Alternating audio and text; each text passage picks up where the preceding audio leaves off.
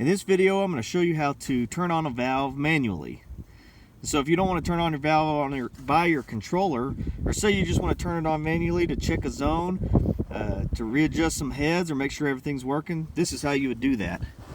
And I'm sorry about the shadow. I'll try to move where you can see. We've got our valve here, and really the quickest and easiest way to turn this valve on manually is to come to your solenoid. It's on the downhill side of the valve. Every valve that's an electric valve like this is going to have that. This is a Rain Bird. And then you're going to turn this solenoid to the left, which would be lefty-loosey. You're going to open it up, and you're only going to turn it a half a turn. So let me show you. This has got a little handle here.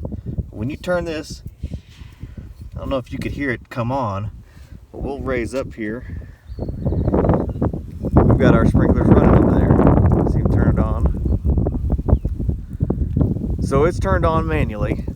You get back down in here in the valve box. Now we want to turn it off. Come back to your solenoid. Turn it back to the right. And you hear it shut down right there. That's the easiest, simplest way to turn on a valve manually. Hope this helps you.